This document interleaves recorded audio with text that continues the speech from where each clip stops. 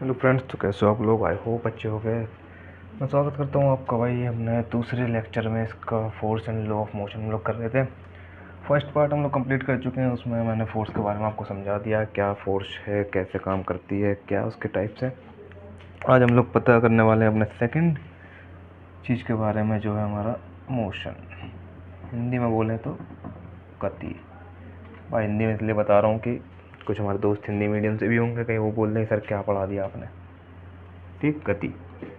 Motion, हमारे Newton जी ने हमें 3 चीज़ें बताई मोशन के बारे में। पहले तो आप मोशन के बारे में समझो कि मोशन है क्या। Change in position with respect to time. With respect to time basic definition है आपकी, change in position with respect to time. समय के साथ अपनी जगह को बदलना। अपनी जगह को बदलना, ठीक। समय के साथ जब आप अपनी जगह को बदलते हो तो हम लोग उसको बोलते हैं मोशन। हमने एक मोशन अटेंड किया, ठीक है। बेसिकली मैंने आपको ये चीज़ बताई थी, बिना फोर्स के जो है वो मोशन संभव नहीं है। मोशन है, किसी भी बॉडी को मोशन अटेंड करने के लिए एक एक्सटर्नल फोर्स की ज़रूरत पड़ती है, ठीक।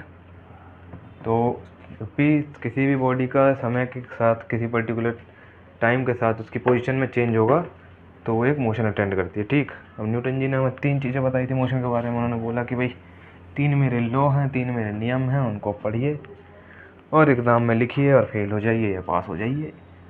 तो फर्स्ट लॉ ऑफ मोशन कहता है हमारा, फर्स्ट लॉ ऑफ मोशन, गति का पहला नियम बोलता है लॉ ऑफ इनर्शिया।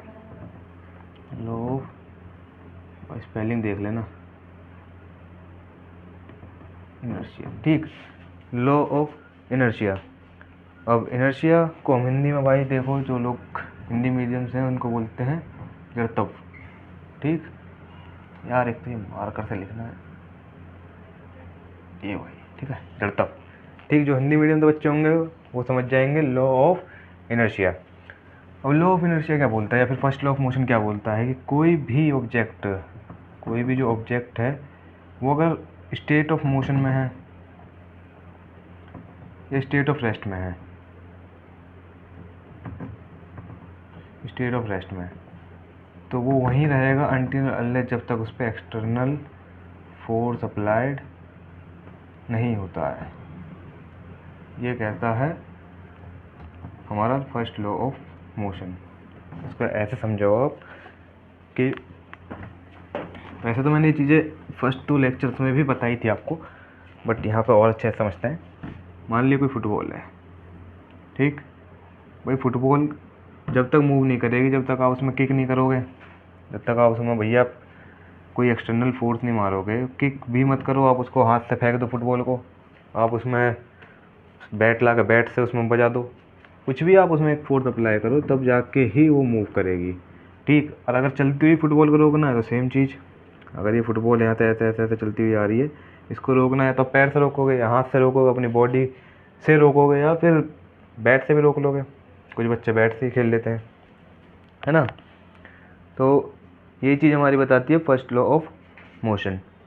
इसमें ज़्यादा कुछ है नहीं, फर्स्ट लॉ ऑफ मोशन तो ऐसी है। मेन हमारा आता है second law of motion. Law of motion जो कि बहुत इम्पोर्टेंट है, क्यों, आइए देखते हैं। Second law of motion, Newton की गति का दूसरा नियम। तो भाई ये बताता हमारा change in momentum, change in momentum, change in momentum of an object is proportional to the applied unbalanced force in the direction of force. Okay, change in momentum is directly proportional to the direction of unbalanced force. Unbalanced का अब भाई मैं force भी बोल सकता हूँ, but unbalanced मैंने आपको पिछले लेक्चर में भी समझाया। अनबैलेंस्ड इसलिए यूज़ करते हैं क्योंकि एक मूविंग बॉडी की बात हो रही है। अगर कोई बॉडी मूव कर रही है तो उस पर एक अनबैलेंस्ड फोर्स अप्लाइड है। अगर उस पर बैलेंस्ड फोर्स अप्लाइड होगा तो बॉडी मूव नहीं करेगी, ठीक। तो ये है इसकी डेफिनेशन। अब मैं आपको समझाता हूँ कि चेंज इन मोमेंटम। पहले तो आप समझो कि ये मोमेंटम क्या बोला है भाई। आप कह दोगे सर अब आपने मोमेंटम क्या ला के दे दिया हमारे सर पे। ठीक, तो मोमेंटम पढ़ते हैं हम लोग। मोमेंटम,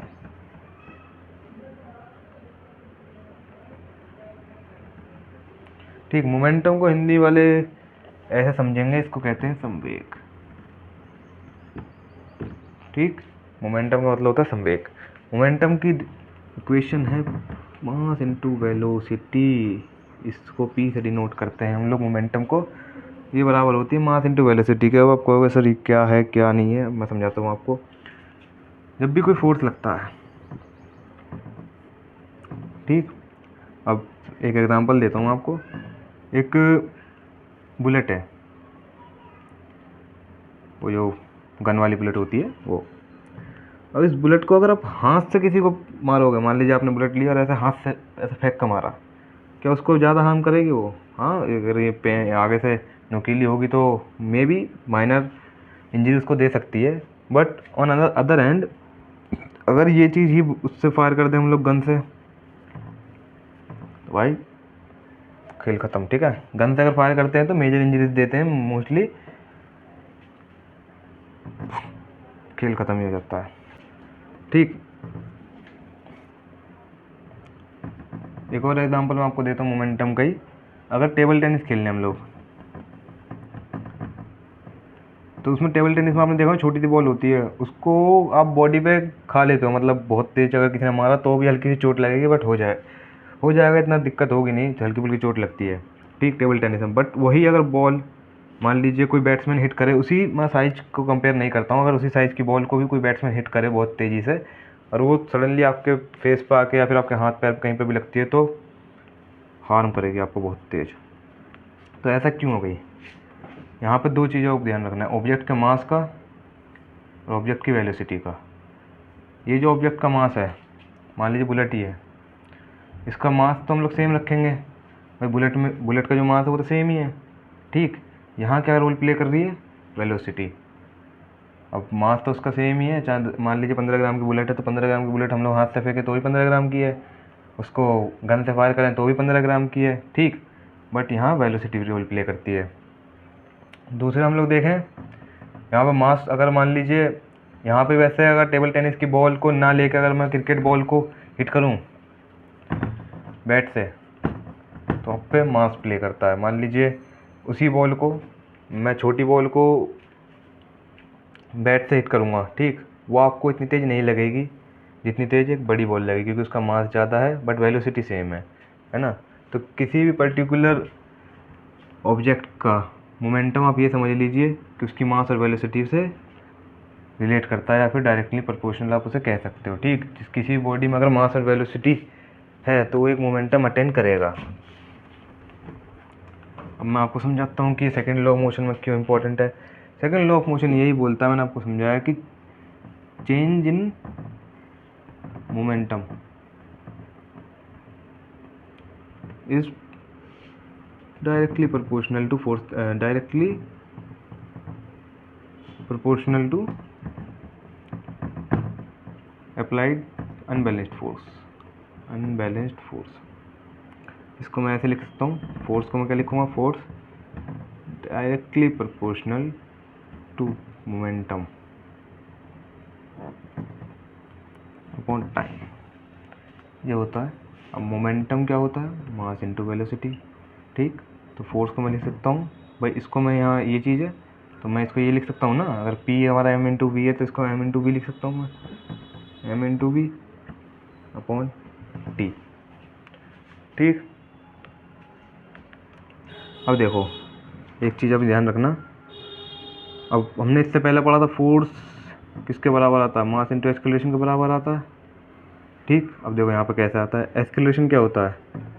एक्सेलरेशन होता है वेलोसिटी अपॉन टाइम। ठीक, फोर्स डायरेक्टली प्रोपोर्शनल है, फोर्स को मैं लिख सकता हूँ मास वेलोसिटी अपॉन टाइम। ये चीज़ आप ध्यान रखो, वेलोसिटी अपॉन टाइम क्या लिख सकता हूँ? अगर v अपॉन टी लिखा है तो क्या मैं इसको एक्सेलरेशन नहीं लिख सकता? तो मैं क्या इसको ऐसे नहीं लिख सकता? Force is directly proportional to m into a. इसको हटा दो, तो फोर्स कोई भी कांस्टेंट होगा m इंटू ए। ये k को आप भूल जाओ, अभी m इंटू ए का ध्यान रखो। तो ये हमारा प्रूफ हो गया। अच्छे से कर देता हूँ एक बार, आपको और अच्छे से समझ में आ जाए।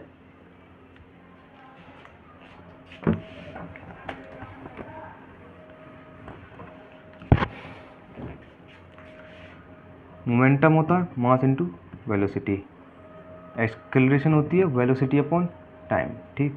सेकंड लॉ ऑफ मोशन कहता है हमारा,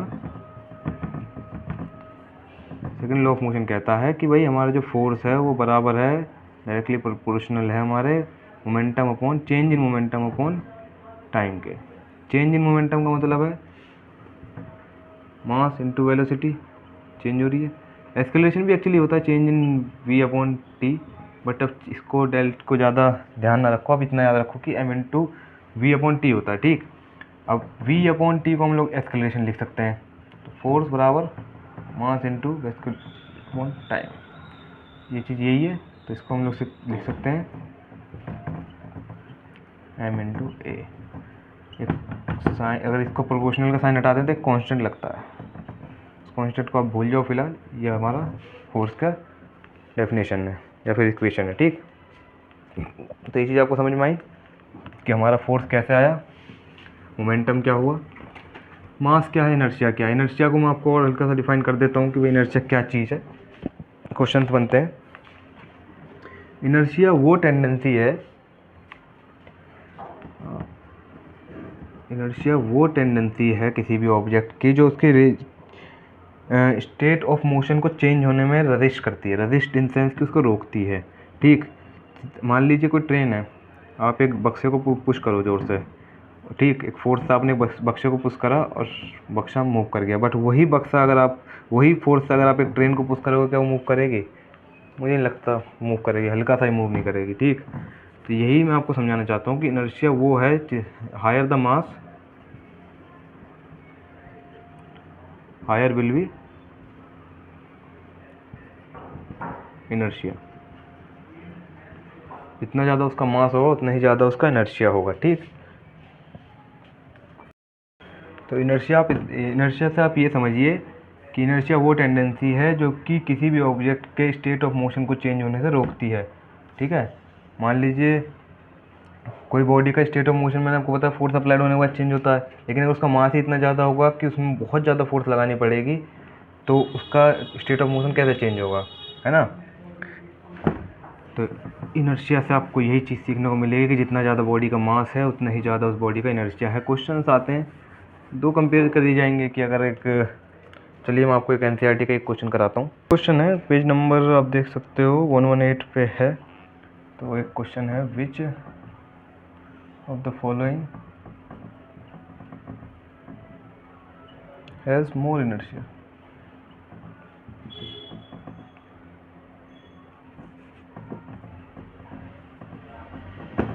ठीक है भाई, rubber ball and stone of same size,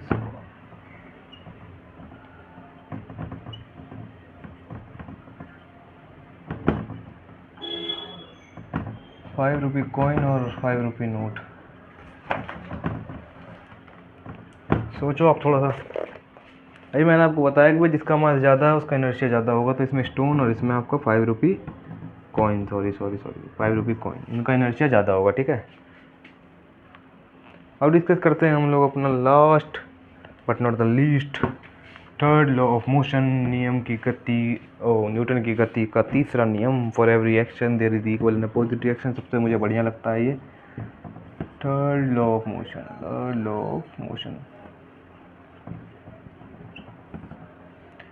third law of motion हमारा ये कहता है कि अगर मैं आपको थप्पड़ मारूंगा तो आप मुझे भी एक थप्पड़ मारोगे।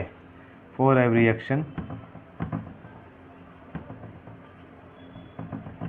there is equal and opposite reaction, there is equal and opposite reaction।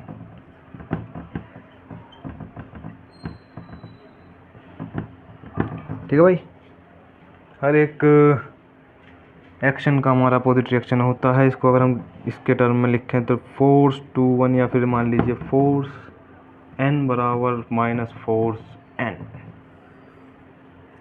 Opposite direction में है तो उसकी डायरेक्शन अपोजिट है तो इसीलिए माइनस साइन है, ठीक। अगर एन ना मानो, आपको एन समझ में ना आए तो ये मान लो कि 2 1 और 1 2, ठीक है, अपोजिट हो जाएगा उल्टा। खैर ये तो बड़ी क्लासेस के लिए आपको समझ में अगर आया ठीक, नहीं तो नहीं, इतना याद रखो बस, for every reaction there is equal and opposite reaction, ठीक है। तो आज के लिए बस इतना ही है। अब नेक्स्ट पार्ट में हम लोग डिस्कस करते हैं कंजर्वेशन ऑफ मोमेंटम, फिर कुछ क्वेश्चंस करेंगे आपके एनसीईआरटी के, और ये चैप्टर फिनिश। आई होप आपको इंटरेस्ट आ रहा होगा। मिलते हैं अगली वीडियो में।